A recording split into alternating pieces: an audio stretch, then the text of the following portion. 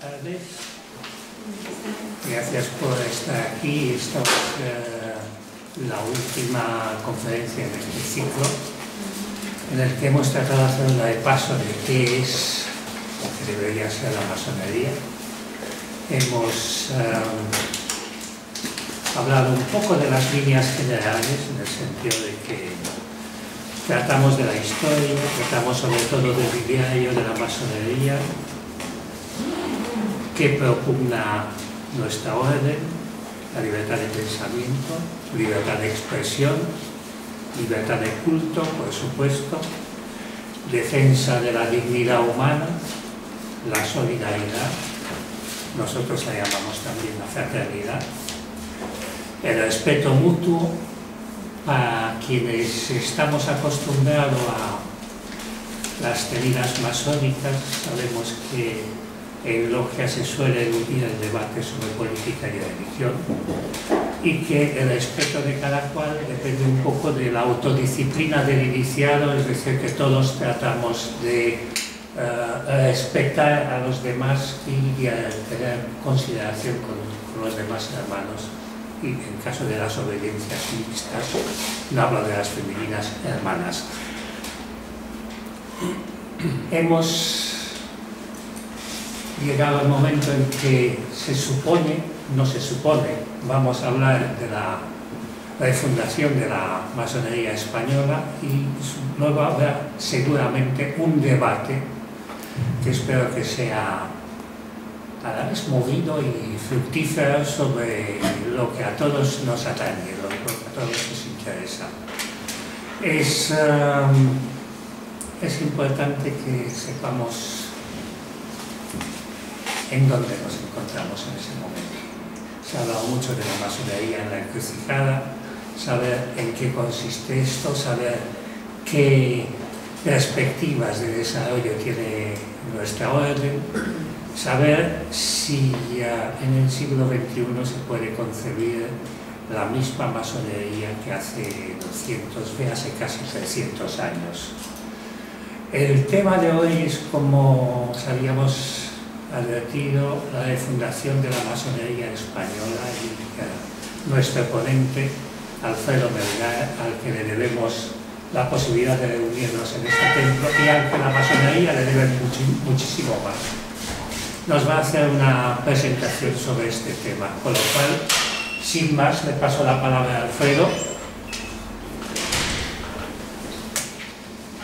Bueno, pues gracias, Adrián, por los piropos.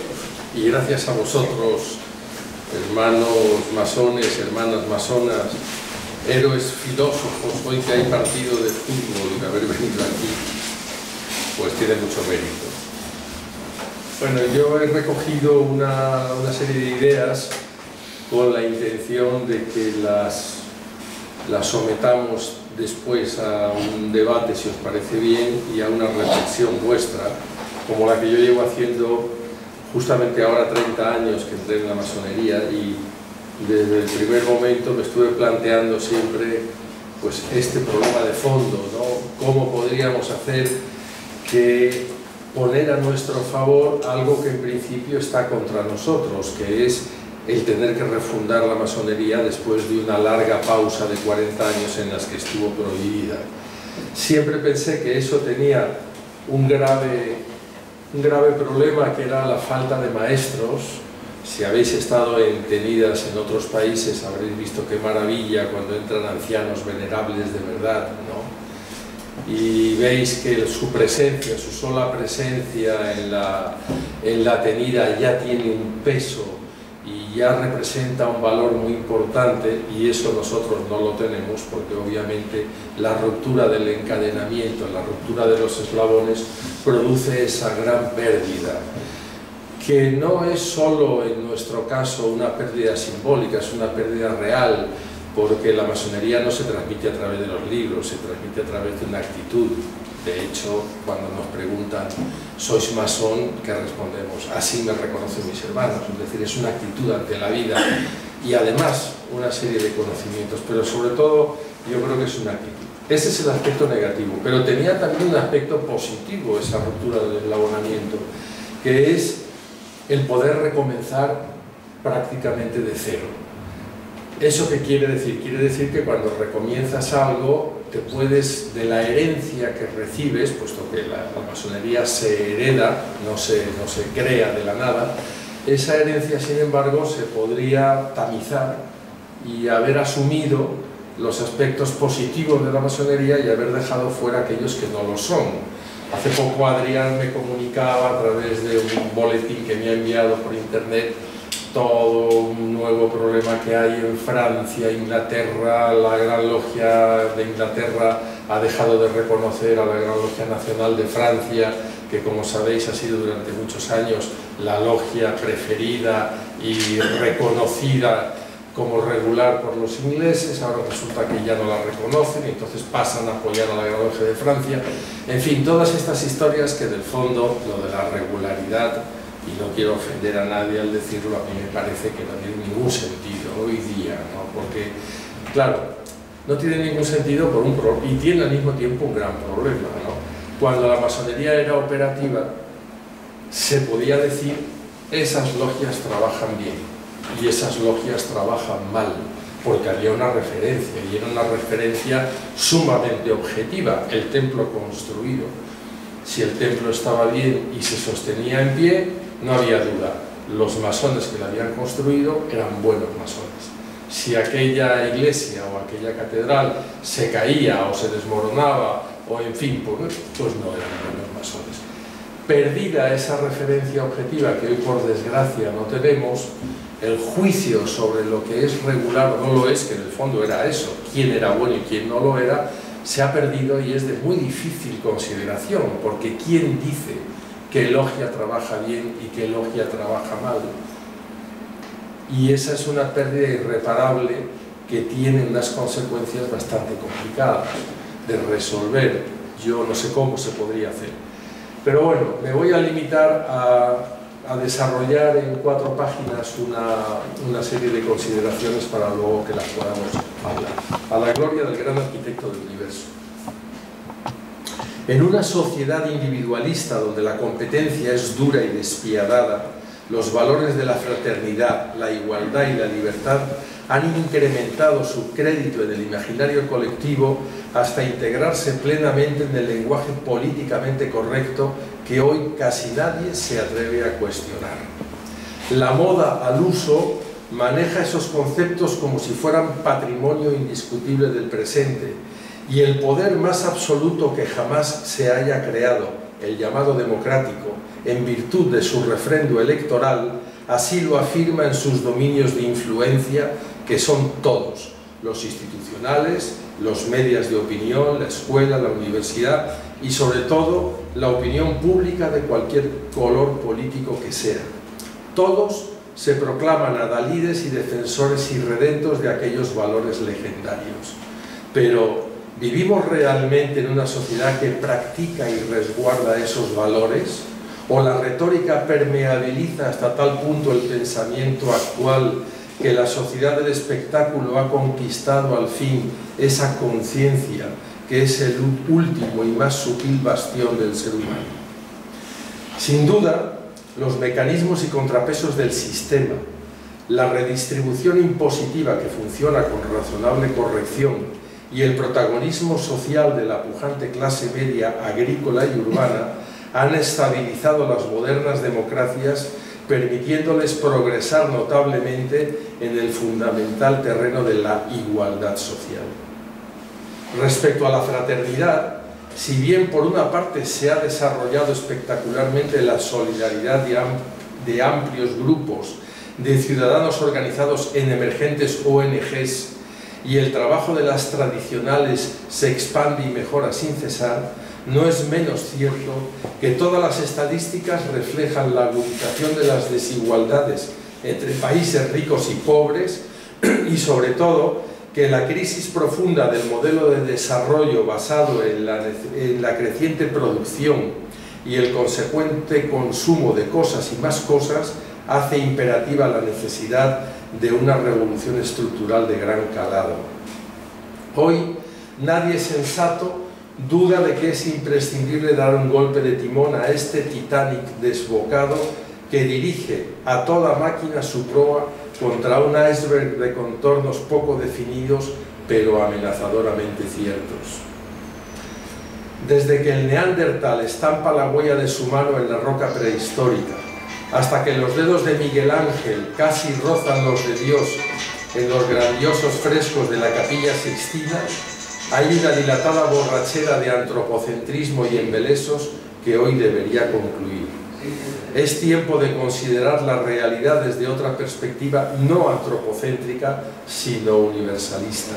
Tiempo de humildad, de redimensionamiento del papel de nuestra especie, ya no protagonista, sino parte. En cuanto a la libertad, si por tal entendemos el ejercicio del libre albedrío dentro de los márgenes de responsabilidad que dicta la mesura, hoy el Estado, a petición de sus protagonistas los ciudadanos, simples votantes que prefieren una seguridad gestionada e impuesta desde arriba al riesgo de asumir sus responsabilidades, ocupa, vigila, ordena y controla hasta los terrenos considerados hasta hace poco de estricta observancia privada, como las delicadísimas relaciones de pareja o las no menos complejas paternofiliales. Lejos los tiempos en que la cultura humana formulaba refranes tales como entre hombre y mujer ni un suspiro has de meter, o entre padre e hijo ni el crucifijo. La masonería se halla, quiéralo o no, en el vórtice del gran conflicto social de nuestra época. La amenaza a las libertades civiles protagonizada por sus propios usuarios. Una paradoja de incalculables consecuencias, la pesadilla de Orwell hecha realidad.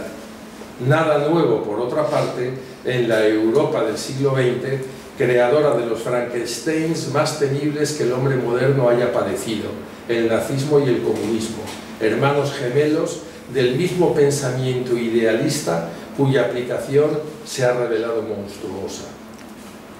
¿Comprende la masonería la responsabilidad que la historia ha puesto en sus manos? ¿Está preparada y dispuesta para asumir ese trascendental envite?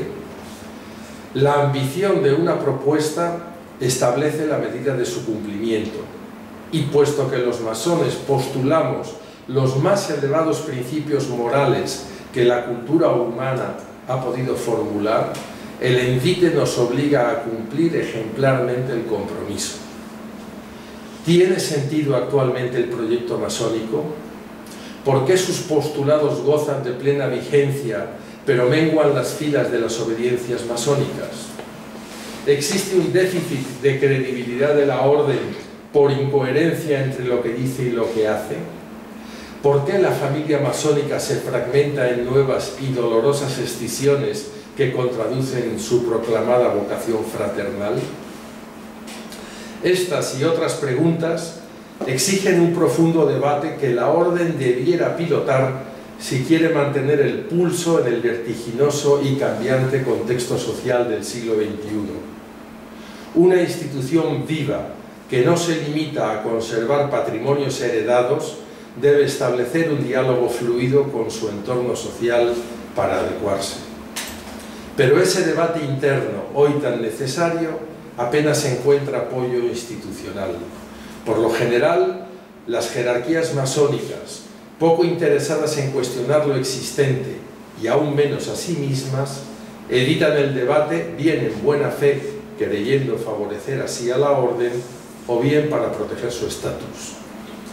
La excesiva parafernalia de mandiles, collares, medallas, bóvedas de acero, prebendas, tronos y jerigonzas grandiosas ejerce de imán irresistible para quienes ven en ese teatro de las vanidades la realización de un sueño que la vida profana suele haberles negado. Una obediencia masónica, como toda asociación, tiene dos planos diferenciados: el administrativo o puramente instrumental, que comprende todo el engranaje organizativo que da lugar de puertas hacia afuera del templo y que definiremos sujeto asociativo, y el ritual u objeto asociativo, que es el patrimonio cultural simbólico manejado de puertas hacia adentro. El primero, el organizativo administrativo debe someterse a la legislación del país democrático donde desempeña su actividad legal. La pretensión de regular la vida asociativa mediante cámaras de justicia ad hoc, al margen de la legalidad vigente en el país de residencia, es ilegal. Cosa diferente es regular el acontecer de lo ritual que ha lugar en el interior del templo, objeto asociativo sometido a las leyes y costumbres de la masonería y por lo tanto de su estricta incumbencia. La vida moderna es azarosa y estresante. Para muchos masones, la simple oportunidad de abrigarse unas horas del mundanal ruido en la fraternidad amable de la logia ya es bastante. Pero un masón no cumple su compromiso con los principios y aspiraciones masónicas asistiendo a las tenidas, depositando su óvulo o aportando sus planchas. Ni siquiera lo cumple mejorando día a día su perfil personal, aunque eso obtenga el importante resultado de expandir alrededor los valores que ha pulido y perfilado en sí mismo. No estamos en el siglo XIX. Los clubs reservados que escamotean a la luz pública ciertas zonas oscuras producen rechazo y desconfianza. Hoy, una institución respetable ha de ser transparente, especialmente si aspira a proyectarse y vivir en sociedad. Los obsoletos secretos masónicos de pertenencia y de oficio producen grave daño a nuestra institución. En un país democrático, pertenecer a la orden no comporta riesgo personal y exigir el secreto sobre los conocimientos obtenidos, justificado en el tiempo operativo para resguardar las invenciones técnicas que proporcionaban ventaja al competir con otras logias para obtener contratos, hoy carece de sentido. La ortodoxia afirma que las constituciones de Anderson son incuestionables, dogma de fe. Pero, ¿acaso esa normativa es tan perfecta que se actualiza por sí misma y a sí misma para adecuarse a los avatares y los cambios que produce el devenir del tiempo? La masonería operativa fue en su tiempo una poderosa y prestigiosa fuerza social, así como la masonería especulativa fue un sólido pilar de la modernidad. Pero entre los constructores de templos medievales y los constructores de templos virtuales que colaboraron a formular y consolidar los derechos humanos en el mundo como motor de progreso, justicia e igualdad, hay de por medio una herejía masónica que hoy vuelve a estar de actualidad. Periclitado el tiempo de las grandes catedrales y transferida la enseñanza del arte real a la universidad, comenzó la lenta decadencia operativa. De continuar por entonces fiel a su origen y a sus tradiciones, aquella masonería habría agonizado hasta extinguirse. Y si intentando sobrevivir la orden se hubiera anclado a la ortodoxia, hoy solo quedaría de ella su recuerdo, como las antiguas órdenes caballerescas, otrora protagonistas de gestas memorables, que hoy solo perduran como memoria gloriosa del pasado. Cuando en los albores del siglo XVIII algunos masones británicos propusieron aceptar en logia a miembros de gremios diferentes al de la construcción, la ortodoxia operativa llamó al orden y expulsó de su seno a los herejes. Pero los hechos confirman que de no haberse acometido aquel proceso renovador que culminó en un cisma doloroso, la orden, ayuna de tareas y objetivos, se habría extinguido.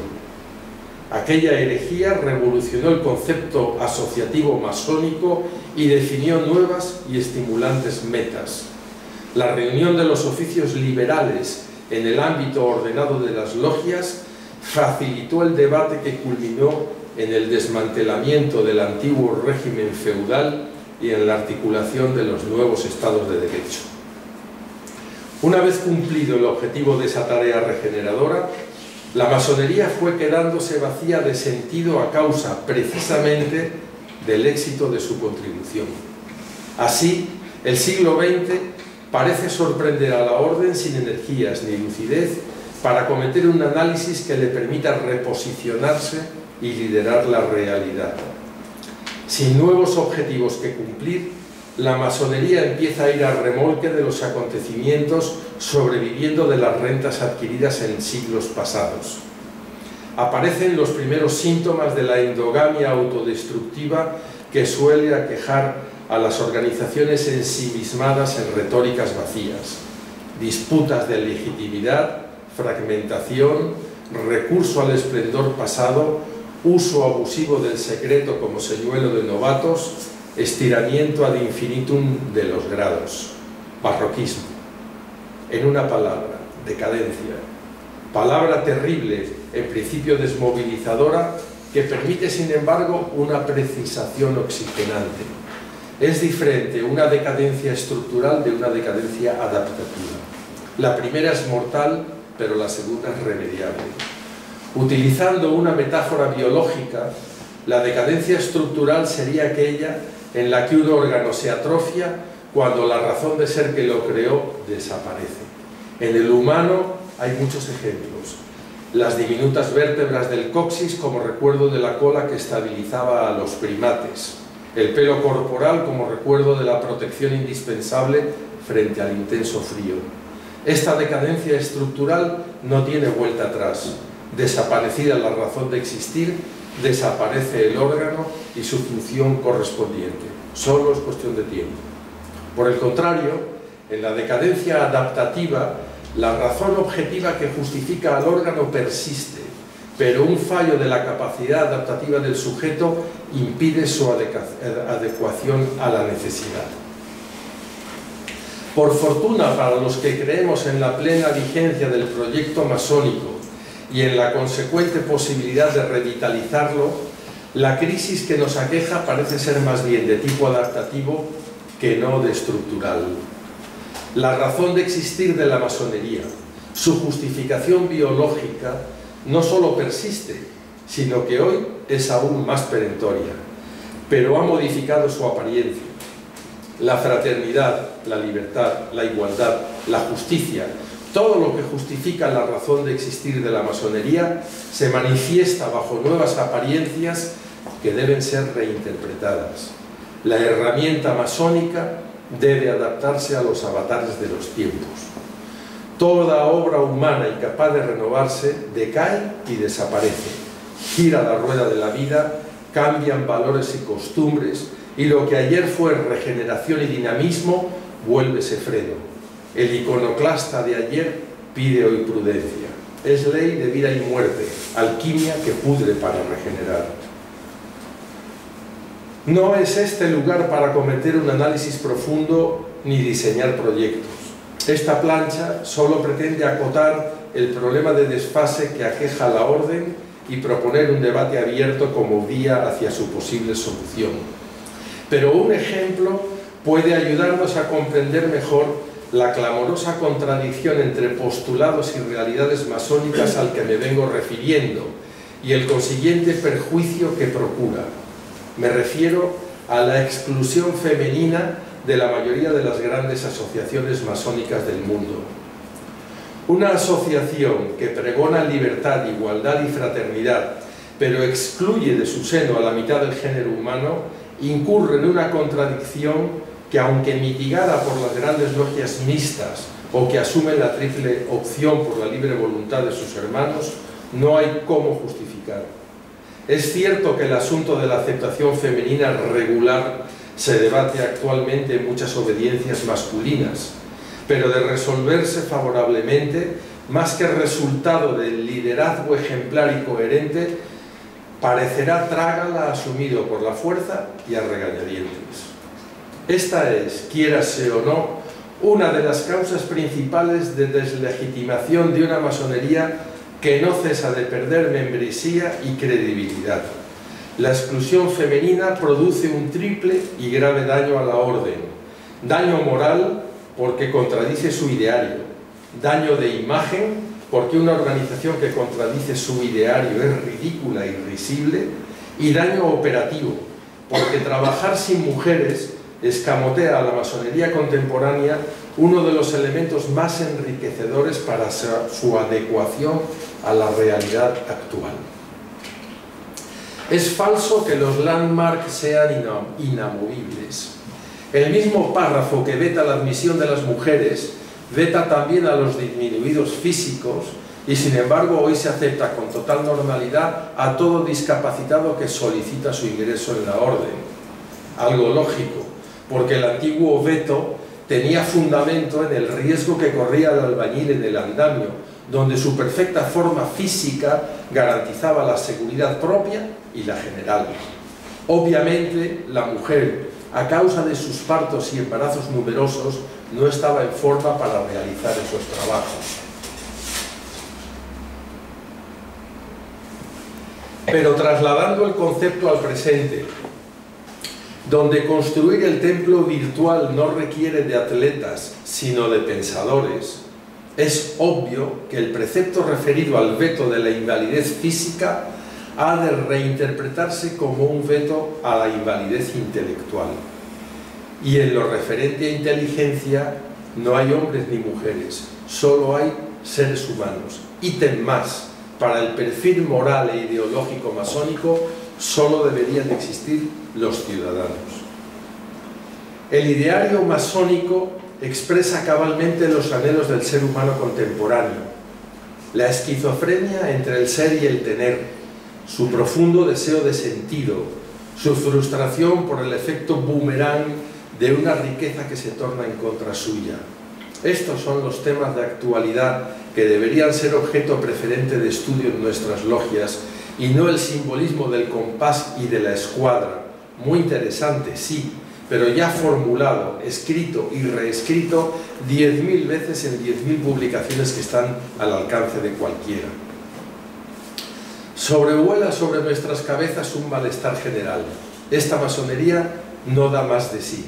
La orden no crece, no porque no ingresen constantemente en sus filas nuevos hermanos, sino porque constantemente la abandonan muchos veteranos hastiados y decepcionados.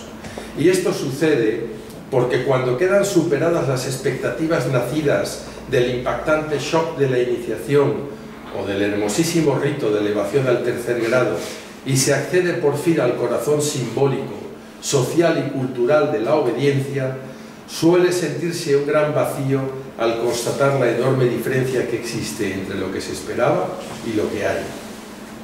Somos humanos y conocemos nuestras vertientes sombría y luminosa. Nuestras fuerzas son limitadas y aceptamos el porcentaje de carencia que siempre existe entre deseos y realidades.